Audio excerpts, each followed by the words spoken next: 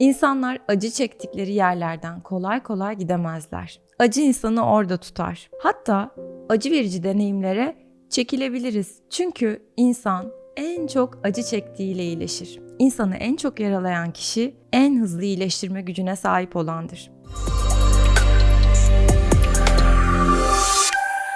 Partneriniz, sevgiliniz, arkadaşınız, eşiniz sizi çok üzüyor, çok kırıyor ve bu birden çok kez tekrar ediyor. Ama bir türlü bırakıp gidemiyorsunuz. Ya da anneniz, babanız, kardeşinizle ilişkiniz hayatınızı çok zorlaştırıyor ama bir türlü o ilişkiye sınır koyamıyorsunuz. Çok tanıdık geliyor değil mi? Bu aslında sadece sizin başınıza gelen bir şey değil. İnsanlar acı çektikleri yerlerden kolay kolay gidemezler. Acı insanı orada tutar. Hatta acı verici deneyimlere çekilebiliriz. Özellikle çocukluk döneminde yaşadığımız acı neyle ilgiliyse, çocukken hangi duyguyu yoğun olarak hissedip zorlandıysak, yetişkinlikte bize aynı duyguyu yaşatacak kişilere çekiliriz. Harvey Hendrix bunun adına imago teorisini geliştirdi ve çiftlerin hayatını kolaylaştıracak çok kıymetli bir perspektif yarattı. Çünkü insan en çok acı çektiğiyle iyileşir. İnsanı en çok yaralayan kişi en hızlı iyileştirme gücüne sahip olandır. Bu yüzden tekrar dönüp anne evinize, partnerinizin yanına ya da acı çektiğiniz yer neresiyse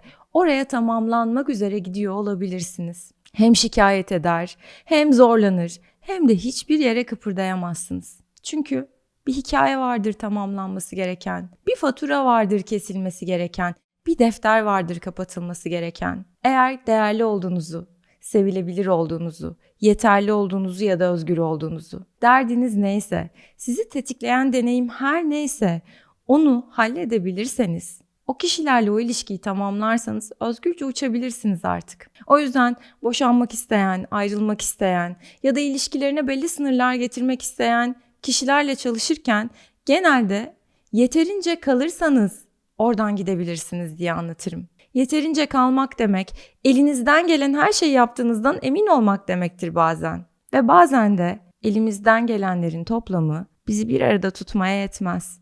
Elimizden geleni yaptığımıza inandığımız o yerde artık gitmek daha kolaydır. Üstelik gitmek gerçekten gitmektir. Yani bunu yapmadığınızda ayrılıp barıştığınız, tekrar ayrıldığınız, tekrar barıştığınız, bir türlü neticelenemeyen o ilişkinin içinde kaybolup gittiğiniz hikaye artık tamamlanır. Dolayısıyla gerçek bir ayrılık için gereken o gerçek ilişki elinizden gelenin tamamını yaptığınız durumlarda geçerlidir. Bu yollarda rehbersiz yürümek bir parça zordur. Çünkü ne kadar uzun süredir yürüyorsunuz, elinizden geleni nasıl yaptınız, bunlar sizi nasıl tatmin etti, ilişkinin içinde doğan sonuçlar nelerdi? Bunları bir rehber eşliğinde konuşarak, bu ilişkiye neden ihtiyacınız olduğunu tanımlayarak, o ihtiyacı karşılayarak anlamlandırırsanız çıkmanız kolaylaşacaktır.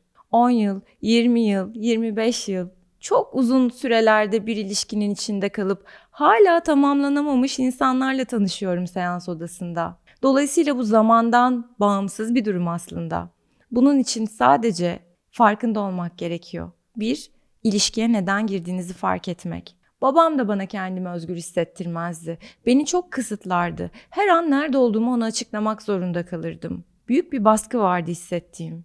Ve şimdi partnerimle de aynı şeyi yaşıyorum diyor olabilirsiniz. Veya o kadar umursamazlardı ki beni. Veli toplantılarıma gelmezlerdi. Zor günlerimde yanımda olmazlardı. Annem benim için önemli olan şeylerin ne olduğunu, en sevdiğim yemeği bilmez diyor olabilirsiniz. O kadar kendi hayatlarıyla meşgul ebeveynleriniz olabilir ki. Şimdi yetişkin hayatınızda da aynı şeyi deneyimliyor olabilirsiniz işte tam da bu yüzden. Evet, bu sizin bilinç dışınızın seçimi. Bilinç dışı çocukken veremediği mücadeleyi yetişkin gücüyle vermek ister. Bu aslında biraz acının üzerine gitmek ve tekrar etmek gibi düşünülse de o yarayı, o kabuğu kaldırmak ve iyileştirmek için çok önemli bir ön koşuldur.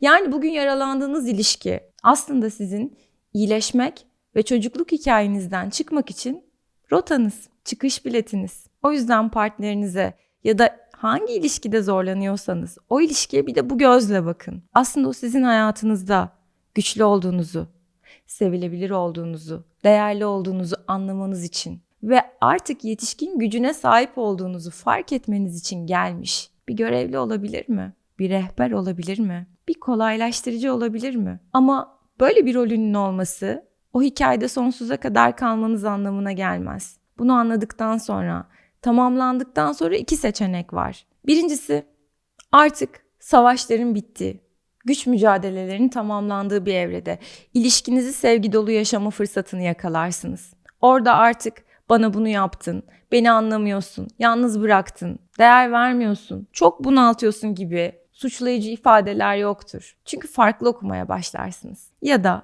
gerçekten devam eden bir hikayenin içinde bu ilişkinin size iyi gelmediğini fark eder ve kendi tarafınıza geçersiniz. O zaman ilişkinin şefkatli bir versiyonda bitmesi mümkün hale gelir. Dolayısıyla yaşadığınız ilişkilerin içindeki zorlukların aslında iyileşme fırsatınız olduğunu fark ederseniz devam etmesi de kolaylaşır.